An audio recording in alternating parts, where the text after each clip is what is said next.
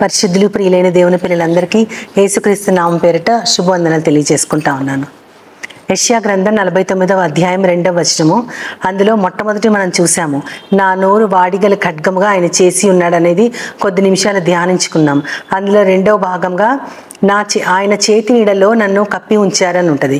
అంటే ఇది కూడా యేసుక్రీస్తు వారి గురించి. అంటే తండ్రి అయిన దేవుని చేతి నీడలో యేసుక్రీస్తు వారిని కప్పి ఉంచారు అన్నప్పుడు అసలు చేతి నీడ, బాహువులు, ఆయన రెక్కల కింద మనకు కలిగే ఆశ్రయము, దాని గురించి చాలా విస్తృతంగా ఉంది. అయితే ఈ చేతి నీడ అనే మాటని ఎలా బైబిల్లో పెట్టారో అనేది నాకు తెలియదు, కానీ అది సామాజికంగా మన దేశంలో చాలామంది చాలా వాడుతూ ఉంటారు. కొంతమంది స్టాఫ్ అంటే పనిచేసేవారు పెద్ద పెద్ద భూస్వాముల దగ్గర, మీ చేతి నీడలో నా బతుకు వెళ్ళిపోద్దండి, ఇలా వెళ్ళిపోతే సరిపోద్దండి, మీ చేతి ఉప్పు తింటున్నానండి, లేకపోతే మీ నీడలో బతుకుతున్నానండి, ఇలాంటి మాటలు మాట్లాడుతూ ఉన్నప్పుడు చిన్నతనంలో నాకు పెద్ద అర్థమయ్యేది కాదు. చేతి ఉప్పు తినడం ఏంటి, వాళ్ళ నీడలో వీళ్ళు బతకడం ఏంటి అంటే ఆ రోజుల్లో ఆ సొసైటీలో ఆ విధానం అలా ఉండేది.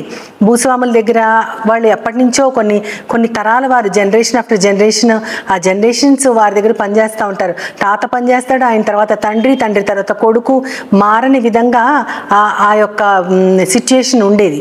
అందుకనే మీ నీడలో మా బతుకులు వెళ్ళిపోతున్నాయి అలా అనేవారు. కానీ ఇక్కడ దేవుని చేతి నీడకి చాలా ప్రాముఖ్యత ఉంది.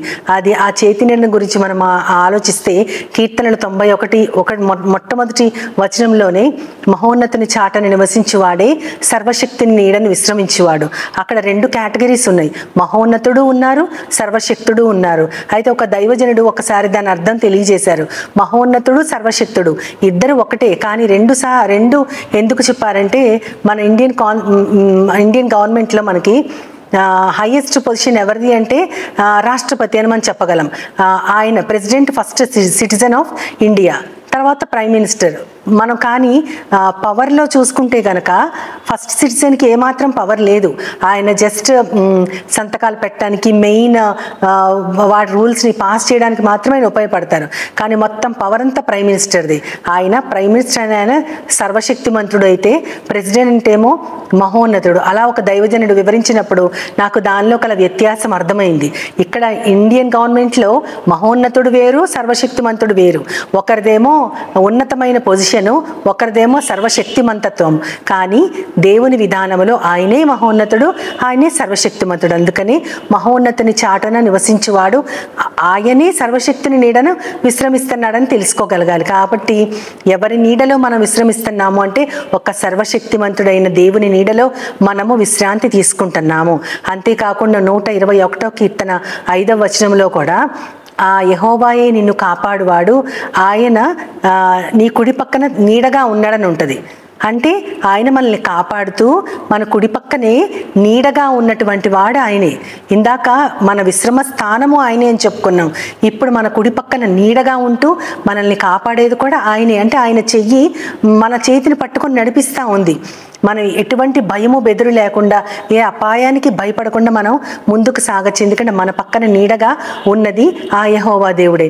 అంతేకాకుండా మనం యెషయా గ్రంథంలో చూస్తే 25వ అధ్యాయం 3వ వచనంలో ఆఖరి భాగంలో అక్కడ బీదలకి శరణ్యముగా ఉన్నావు, నువ్వు దరిద్రులకు వారి యొక్క బాధలలో శరణ్యముగా ఉన్నావు. అంతేకాకుండా గాలివాన తగలకుండా వారికి గాలివాన తగలకుండా ఆశ్రయముగా, వెట్ట తగలకుండా వారికి నీడగా ఉన్నామని ఉంటుంది. అంటే బీద వాళ్ళకి శరణ్యముగా ఆయనే ఉన్నారు. దరిద్రులు శరణార్థిగా ఎంచుకోదగినది ఆయన్నే.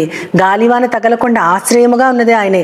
ఇంకా వెట్ట తగలకుండా నీడగా ఉన్నది కూడా ఆయనే. అది ఎవరికి అంటే బీదలు, చాలా లోయెస్ట్ కేటగిరీని మనం ఎవరినైతే అనుకుంటున్నామో ఇంకా దీనులైన వారికి కూడా ఆయన అటువంటి నీడను కలిగజేస్తాడు. అదంతా ఆయన చేతి నీడే.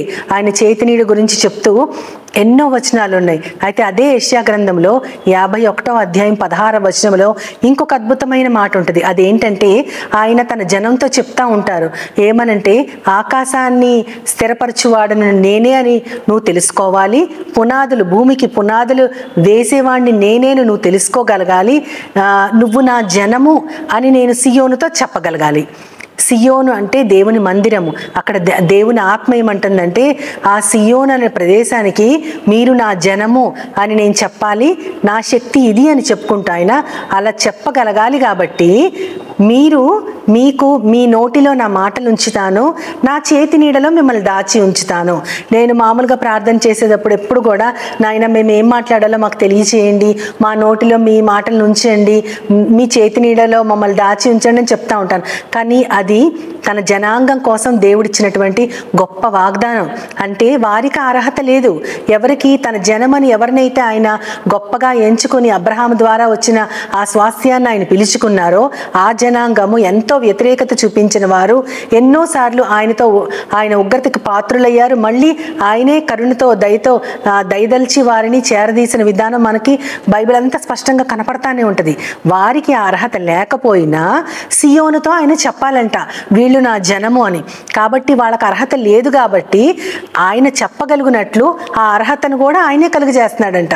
అర్హతని ఆయనే కలుగజేసి ఆ అర్హత కలిగిన జనం వీళ్ళు నా వాళ్ళని చెప్పుకోవడానికి వారి నోటిలో ఆయన మాటల్ని పెట్టేసి ఆయన చేతి కింద వాళ్ళని దాచి అప్పుడు సియోనుతో చెప్తారంట, వీళ్ళు నా జనం అని. ఏంటి ఇంత అద్భుతమైన దేవుడు మనకు ఉన్నారా? ఏ అర్హత లేకపోయినా సరే ఆయన మాటల్ని మన నోట్లో ఉంచుతున్నారా? మనం మాట్లాడేది ఆయన మాటలే అని ఇతరులు వినాలి, తెలుసుకోవాలి. అది ఆయనకు అతిశయం కదా. మనం మాట్లాడే మాటలు ఆయన మాటలే అని చెప్పుకోవడం ఆయనకి ఎంత అతిశయమో. మనం మాత్రం ఈ లోకములో ఎన్నో విధాలుగా మాట్లాడుతూ ఆయనకి దుఃఖాన్ని వేదనని కలుగు చేస్తూ అవసరం లేని ఎన్నో విషయాలు మాట్లాడుతూ ఉంటాం. కానీ ఆయన కోరుకునేది ఆయన మాటలు మనం మాట్లాడాలని. అది నిత్యము ఎప్పుడు మన వల్ల కాదు. కాబట్టి ఆయనే మాటలనే ఆయనే మన నోట్లో ఉంచుతున్నారంటే ఎంత అద్భుతమైన దేవుడు. అది నాకు ఎంతో అద్భుతంగా అనిపించింది. అంతేకాకుండా తన చేతి నీడలో మనల్ని కూడా దాచి ఉంచుతున్నాను అని చెప్తున్నారు. ఇందాక మనం చూసుకున్న 49:2 వచనంలో అది యేసుక్రీస్తు వారిని గురించినటువంటి ప్రవచనము. కానీ ఇక్కడ ఈ జనాన్ని కూడా దేవుడు అదే ప్రవచనాన్ని వారికి కూడా చెప్తున్నారు. మిమ్మల్ని నా చేతి నీళ్ళలో దాచి ఉంచుతాను, ఎందుకంటే మీరు నా జనమని నేను చెప్పుకోవాలి కాబట్టి మీ నోట్లో నా మాటల్ని పెడతానని అంటున్నారు. ఇంత అద్భుతమైన దేవుడు తన చేతి నీడలో తన రెక్కల క్రింద తన బాహువుల కింద మనల్ని నిత్యము నడిపిస్తూ ఉంచినటువంటి ఆ దేవుడు చిట్ట చివరికి తన చేతి నీడని ఆయన ఎంతగా విస్తృతపరిచారు అంటే, ఆయన మార్కు సువార్త 4వ అధ్యాయం 32వ వచనంలో పరలోక రాజ్యం దేనిని పోలి ఉంది అని చెప్తా ఉంటారు. ఆయన దేనిని పోలి ఉంది అంటే ఆయన ఆవగింజను పోలి ఉంది అంటారు. ఆవగింజ కూర ముక్కలన్నిటిలోకి చాలా చిన్న విత్తనం, కానీ అది విత్తిన తరువాత ఆ విత్తనాన్ని భూమిలో వేసిన తరువాత అది కూర మొక్కలన్నిటికంటే పెద్ద వృక్షమై ఎన్నో కొమ్మలుండి దానికి ఆకాశ పక్షులన్నీ కూడా ఆ కొమ్మలలో గూళ్ళు కట్టుకుంటాయని చెప్తున్నారు.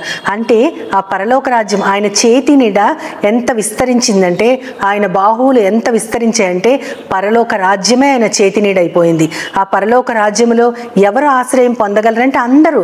ఎవరైతే ఆయన విధానాలు అనుసరించారో, ఎవరైతే ఆయన మార్గాలలో నడుచుకున్నారో, ఆయన కుమారుణ్ణి విశ్వాసముతో ఎవరు అంగీకరించారో వారందరికీ కూడా ఒక్క చిన్న ఆవగింజ ఎలాగ పెరిగి పెద్దదవుతుందో ఆ విధంగా పరలోక రాజ్యము అలా విస్తృతపరచబడినప్పుడు మనందరము కూడా ఆ పరలోక రాజ్యములో ఆయన నీడలో, ఇక్కడ చేతి నీడగా మనల్ని నడిపించిన ఆ దేవుడు పరలోక రాజ్యాన్ని ఆయన అంత విస్తరింపజేసి ఆ చేతి నీడని అక్కడి దాకా తీసుకెళ్లారు.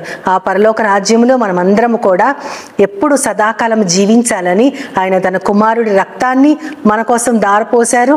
ఇప్పుడు పరిశుద్ధాత్మ దేవుడు కూడా మన హృదయంలో ఉంచబడ్డారు. కాబట్టి ఆ పరలోక రాజ్యంలో ఆయన చేతి నీడ అంతగా విస్తరించింది. కాబట్టి ఆ రాజ్యంలో మనందరం కూడా రాజ్య నివాసులుగా ఉండగలగాలంటే మనమందరం కూడా ఆ వాక్యంలో పాతుకొని ఆయనకి ఇష్టమైన వారంగా మనం జీవించాలి.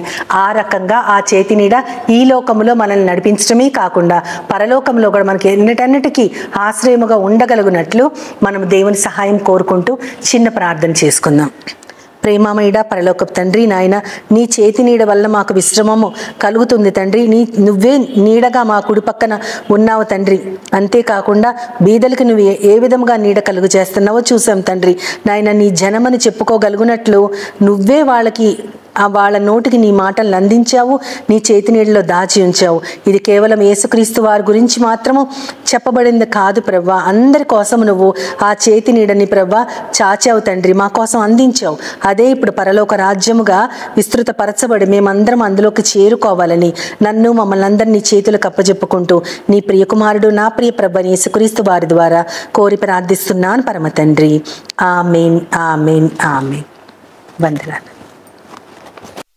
As Jesus now is always near, with open arms He's always